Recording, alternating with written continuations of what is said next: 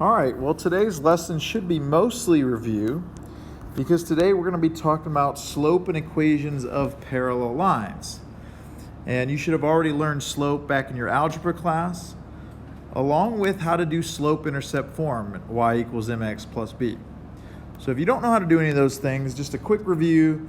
There's your rise over run formula. You'll take your y2 minus y1 over x2 minus x1. That'll give you your rise over run, which is your slope, m in your formula, and your b is your y-intercept, which is where your graph crosses the y-axis. And there are several different types of slopes. In fact, here below, you've got the 4 different kinds. If it's going down and to the right, this would be a negative slope. If it's going up and to the right, that would be a positive slope, kind of like the picture I've got over here. If it's a completely horizontal line, that would have a slope of 0. And if it's a perfectly vertical line, that would have a slope that is undefined. So to get into this today, I've got 4 pictures here, and we're just going to determine the actual slope. And these are actually graphed for us, so I'm going to count these slopes. So from A to B, we're going up 1, 2, and then we're running 1, 2, 3, 4, 5. So that would be a rise of 2, a run of 5. Our slope would be 2/5. If you look at B, perfectly vertical line, that is going to be an undefined slope, because if you were to go from C to D or D to C, you would have a rise of 8 or negative 8, but you would have no run, which you're not allowed to have a 0 in the denominator, so that would be undefined. Going down here to CEF, this is a horizontal line which has a slope of 0, and that's because in this scenario you would have no rise, and your run would be 3 or negative 3 depending on which way you go. Doesn't really matter because 0 out of 3 is just 0. And then lastly, from H to G, this would be a negative slope. We're going down 1, 2, 3, 4. We're also running 1, 2, 3, 4. So that would be a rise of negative 4, run of 4, which is equal to negative 1 as a slope. And you should always reduce your slope fractions if possible. Secondarily, and this is what we're going to get into next, is what would be the equation of each of these lines in slope-intercept form. So if we were to write them in y equals mx plus b for this first one, y equals negative 1x, or you really don't even need to show the 1, you could just call that negative x. And your b is your y-intercept, which if you look at this picture crosses up there at 8, so plus 8. In the scenario of the horizontal line, y equals 0x, and your b here is 4, so plus 4. Now you would never show 0x because 0 times x is always 0, so you just write y equals 4 for your equation there. Which makes sense because every single point on this line has 4 for the y value. Going up to b, if it's an undefined slope, since it's undefined, you can't really write it in y equals mx plus b. But just like that last problem, horizontal line, every one of these points on this vertical line has an x of 4. So we would write this as x equals 4. That's one of our special cases. X equals 4, meaning every point that has x is 4 is part of the line. And then last, we'll talk about A. And that would have a slope of 2/5. So we're thinking y equals 2/5 x plus. Now b is where it crosses the y-axis. Now if you look here, it's kind of tough to tell where it crosses the y-axis. It doesn't cross exactly at 2. So to figure out what that b would be, just call it b for now. And you can plug in any point on your line. So you could plug in A, you could plug in B, you could plug in any one of those points for x and y. I think I'm going to use A, which is at 2, 3. And you'll plug in 3 for y, 2 for x, and we'll be able to figure out what the missing b was. So in this case, let's work that out. That would be 4/5 plus b, or 0.8 if you're a decimal person. And if you subtract 0.8, you will get b is 2.2. So our final answer, go back up here, erase b, and put in 2.2. or the fractional equivalent will work. We'll continue to practice that. So here I've got some more problems where we're writing the equation of a line in slope-intercept form. The first one has a slope of 3, so I can start off with y equals 3x. And we want it to go through the point 2, 1. Well, 2, 1 is not a y-intercept, so I don't know what the y-intercept is right now. But just like that last problem, we can plug 2, 1 in for y and x, and we can figure out what the b is. So that would be 1 equals 6 plus b. Subtract 6, you would get negative 5 equals b. So final answer, 3x minus 5. Here on B, they didn't give us the slope, so I'm going to use the slope formula, which to do that, I'm going to call this my x1, y1, this my x2, y2.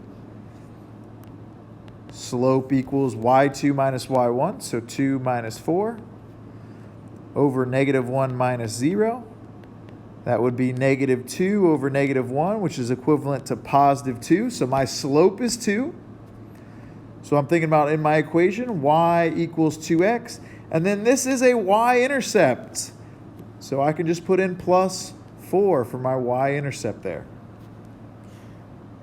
Alternatively, if you didn't recognize that was the y-intercept, you could always pick out one of those 2 points to plug in for x and y. Again, it could be negative 1, 2. It could be 0, 4. It doesn't matter to me which one you plug in, but you would get your y-intercept to be 4. Either way.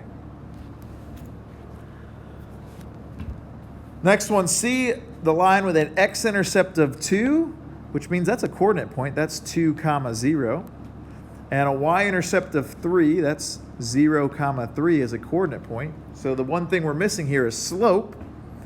And again, I would call this my x1, y1, x2, y2, and do my slope formula again. 3 minus 0 over 0 minus 2, that's 3 over negative 2, or in other words, negative 3 halves. So if I write my equation, negative 3 halves x, and the y-intercept was 3. You can try these two at the bottom on your own if you'd like, but I'm going to go through the answer. First one, 1a, has a slope of 0, so it's just going to be y equals, and then I notice it's going to go through 6, so y equals 6. That would be a horizontal line going through 6 the entire way. If you need to draw a picture of it, think about it like this. We want to go through 4, 6, which would be right here. And since it has a slope of 0, it would look something like that. It would be going through 6 there as well. So y equals 6. Every point on that line has a y of 6. Second one, slope formula again. I'm going to call this my x2, y2. I'm going to call this my x1, y1, just to kind of vary it up a little bit. If I do my slope, I've got y2 minus y1 over x2 minus x1, and we would get 0 over negative 4, which 0 over negative 4 is just 0. So this also has a slope of 0, meaning if I write my equation, it's also going to say y equals, and it's going through 2 every time. Y equals 2, a nice horizontal line. Again, feel free to draw a picture of what that looks like if it helps. Moving on. This one talks about a parallelogram being a 4-sided shape with 2 pairs of parallel opposite sides. And you can determine if a shape shown on a coordinate plane is a parallelogram by examining the slopes. So when I look at this picture over here, first question says, why do you need the coordinate points to determine the slopes? Well, you need them because we need to do the slope formula. Or you can count from the graph, but some of these points like B, are you going to really know where B is at? That would be the question. So in that case, you would want to use the coordinate points. So let's go from A to D. Let's see, A to D. I'm going to count this one off. Now, look over here at the scale. It actually goes up by 2 every time. So up 2, up 4, up 6, up 8. Run of 2, run of 4. So that's a rise of 8, run of 4. 8 over 4 is a slope of 2. If we did B to C, I might not want to count because I don't know exactly where B or C is. So in this case, I'm going to use the slope formula between b and c. I'm going to call this my x1, y1, this my x2, y2. So when I go to do my slope, it's going to be 15 minus 5 over 12 minus 7. That's 10 over 5, which is also 2. So this has a slope of 2. And part B says, what should be true about the slopes of any parallel sides? And some of you may figure out that they will have the same slope. That is a really important concept there. Make sure that goes in your notes or you commit it to memory, one or the other, is that parallel lines have the same slope. So in this case over here, AD and BC are parallel.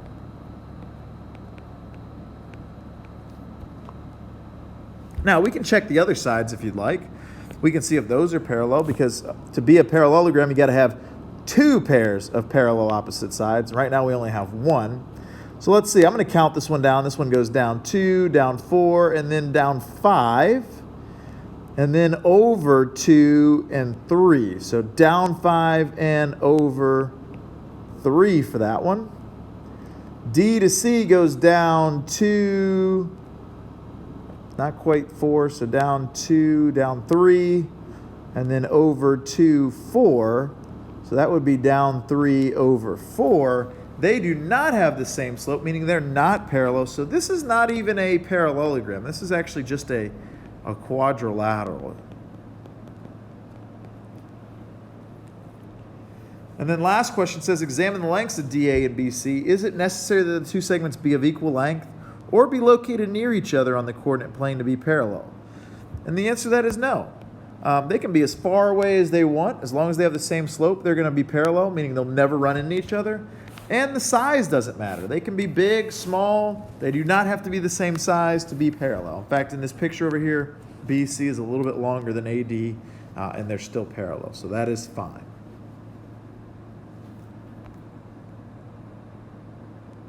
So continuing on with this, write an equation for a line parallel to 0.25x minus 5 that passes through the point 85. So we want to be parallel to this line, which means we're going to have the same slope. So I can go ahead and write my equation, 0.25x. And we want to pass through the point 85. So right now I don't know what the B is. Don't use negative 5. That's a different line. And don't use 5 because this is not a y-intercept there. 85 is not on the y-axis. So if I don't know the B, fill in B, and then you can take the point that's on our line and plug it in. So 5 would go in for y, 8 would go in for x, and we can figure out the B.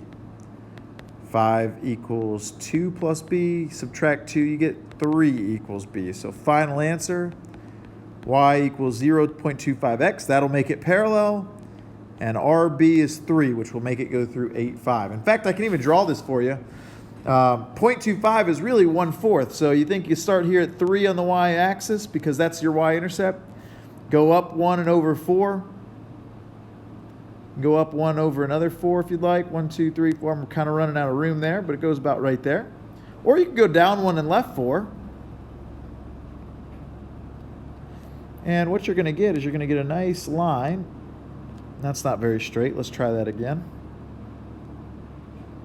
Get a nice line there, and you'll notice it goes through 8,5, which is what we said it would go through, and it's parallel to the original line, which, let me draw that in black. That would be 1, 2, 3, 4, 5. That would be at -5.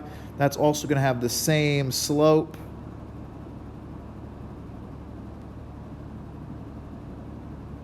And you can see there that they're parallel. And that's our equation of our line there in blue. Last one, and this last question is kind of two separate questions in one. It says, write an equation for a line parallel to y equals -5 that passes through 3, 6. And then write another equation for a line parallel to x equals 4 that passes through the point -1, 2. And these are both kind of special cases. So let's take a look at the graph for this. First one is we want to be parallel to y equals -5, which means you need to understand what that looks like or what the slope of that line looks like. Y equals -5 is this entire line right here. That's y equals -5. It has a slope of 0. Meaning if we want to be parallel, our slope is going to be 0. But we want ours to go through the point 3, 6, which is up here. So it's going to be that line. So for the equation, we would just write y equals 6. Because that is going to be every point on that horizontal line is going to be y equals 6. If you go to the second one we want a line parallel to x equals 4. Again, you got to know what that looks like. X equals 4 is a vertical line. It's got an undefined slope. In fact, it would look like this right here. That's x equals 4. Meaning our equation is going to be x equals, to be parallel. But we want ours to go through the point -1, 2, which would be right here. So you would say x is -1 every single point.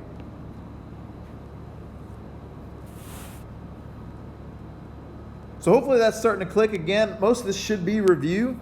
We're just adding in the parallel lines piece to it. So last question here. A landscape designer is planning parallel walking paths through a large rectangular garden. The figure shows the center line of 2 paths. A fountain on the other side of the garden will be located along the center of a third path. What equation represents the center line of the third path? So we've got 2 parallel lines here, as you can see, and we want to draw a third one that goes through the fountain. So to do that, we need to find the slope, because the slope will be the same if we're going to be parallel. And I'm looking at this first top line here, and that has a slope of up 1 and to the right 4. So our slope is also going to be 1/4. But again, we don't know the b. We don't know where the y-intercept is. However, we know we're going to go through the fountain, which is at 8, 1. So we can plug that coordinate point in, and we can figure out the b.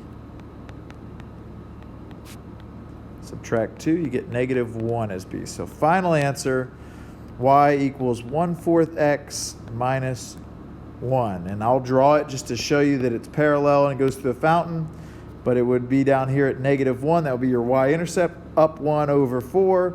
Up 1 over 4 goes right through the fountain. And there would be your third path. So hopefully that makes sense. Tomorrow we're going to do perpendicular lines. So very similar lesson, just with instead of parallel, we're doing perpendicular. And that'll wrap up Module 4.